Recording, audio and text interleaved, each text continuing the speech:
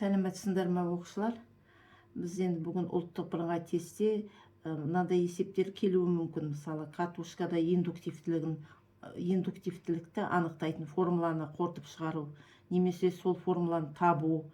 Соған байланысты біз 24-ші есепті қарастырайық. Тербелмелі контур нью резонанстық жиілікті конденсатордан және индуктивтілігі катушкадан тұрады.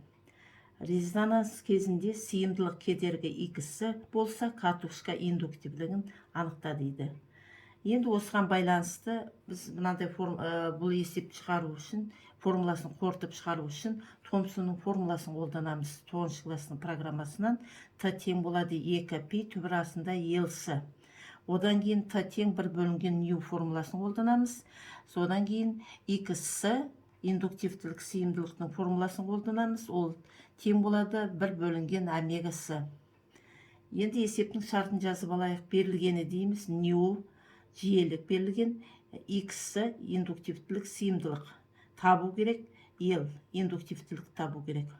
Ең бірінші біз бұл формуланы қорытып шығару үшін ең бірінші Томсонның формуласын жазып аламыз. Т тең 2π түбір астында Лс дейміз. Бұл жерден Лді тауып аламыз. Т квадрат бөлінген 4π квадрат С болады. Енді Т-ның формуласын жазып алайық. Т тең 1 бөлінген нью. Омега тең 2π ньюді жазып алайық. Енді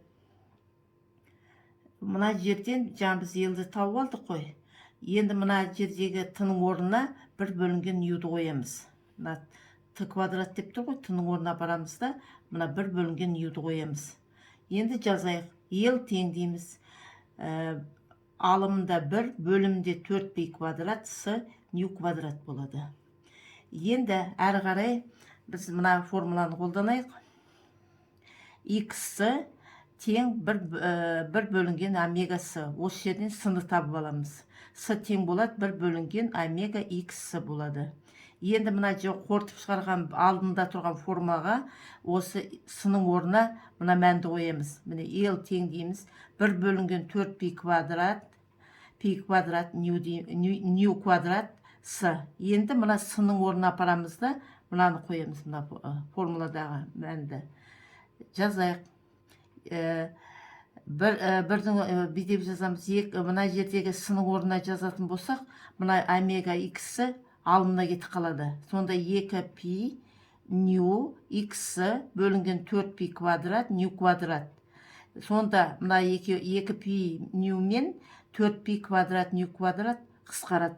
Сонда бөлімінде 2π нью қалады. Алымында X. Сонда X бөлінген 2π нью қалады. Енді мына формуланы, сонда бізде мынандай формула шығып отыр. Қорытып шығарған кезде X бөлінген 2π нью. Енді катушканың индуктивтілігін анықтайтын формуланы байқайық, дұрыс таптық па? Мына жерде келмейді. В келмейді. Так. X бөлінген 2π. Міне. Д жауап екен. Мына сонда Д-ның жауабы бар. Қорытып шығарғанда катушка индуктивтілігін анықтайтын формула ол X бөлінген 2π ньюға тең.